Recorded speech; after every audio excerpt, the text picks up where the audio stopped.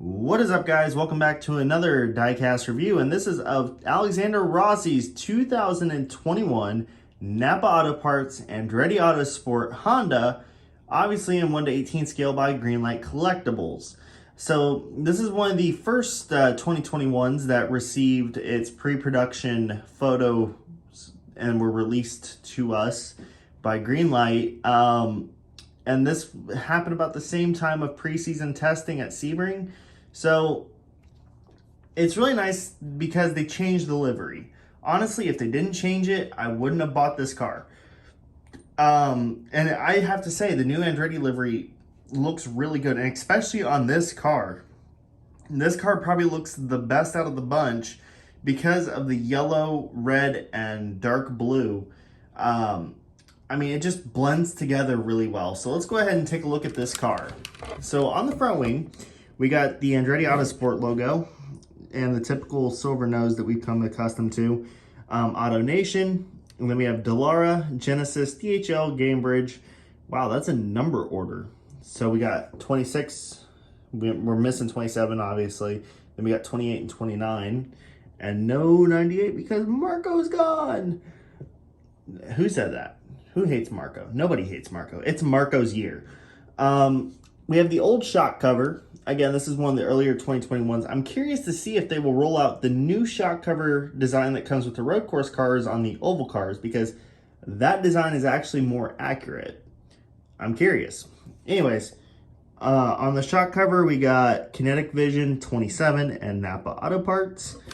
And again, we can kind of see that the color combos here, and it looks really good. Actually, this here kind of reminds me of like a Southwest Airlines livery here on the front wing end plate. But this over here just looks great. Unfortunately, the decals don't necessarily match up here. A little bit of a blunder by Greenlight. But anyways, we got Ball Camp, which has been with Rossi ever since 2016. So they've been there from the beginning. Drive Pink. We got Siemens on the mirrors, like always, and then Firestone here on the side pod. On the aero screen, we got Napa Auto Parts and Auto Nation, and then Honda, and then NTT IndyCar Series. Now, one really nice thing is they kept the yellow headrest. Now, obviously, since this main section here is not yellow anymore, I would have expected them to put a blue headrest in there. However, I am very much glad that they kept the yellow because it just accents the car very nicely. It kind of breaks up the blue that's down in the center structure of the car. This here, very nice addition, and it goes really well with the aero screen. It really does add a really nice look to the car. On the headrest itself, you have the Andretti Autosport logo and the Napa Safety. Funny that they put that on a safety device. We have DHL back here. Obviously, you can see the transition. It looks really good. You can kind of see where the transition's a little messed up here. The red decal is very thin, so you kind of get this straight from. But like looking at this from this view, this car looks amazing, and like it looks a lot better in person. Anyways, we got powered by Honda, Speedway, HPD. I'm not covering this yet. There's a reason. But on the flick, we got Napa Auto Parts, Auto Nation, Carlisle Tools, Drive Pink, Check It for Andretti. Obviously we know about John Andretti. Stand-up guy. Then we got a bunch of sponsors in here. Now then, let's get to the Napa logo.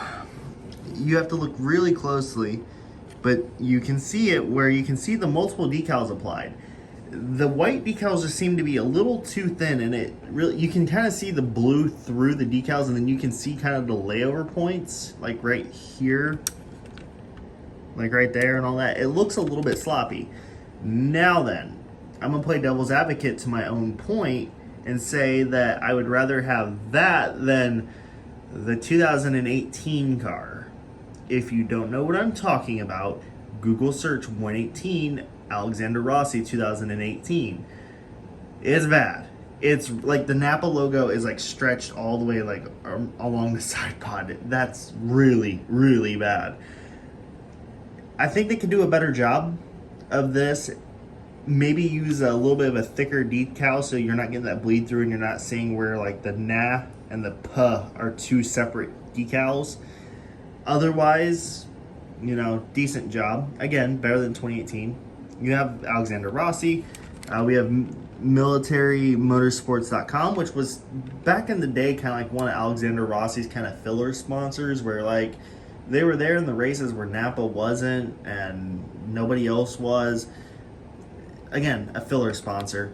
We have number 27 on the rear wing, which is interesting, and this is on all the Andretti Autosport cars. Now, as some of you know, starting in 2021, most big teams, or well, most teams in general, are not running a number back here anymore. It's just blank, and this is true of Andretti Autosport as well.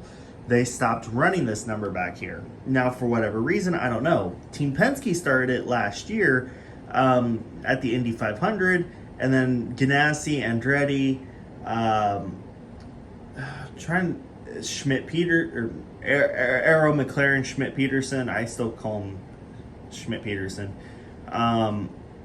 All those guys, even the affiliated teams like Meyer-Shank Racing, Team Penske, of course, and of course Peretta.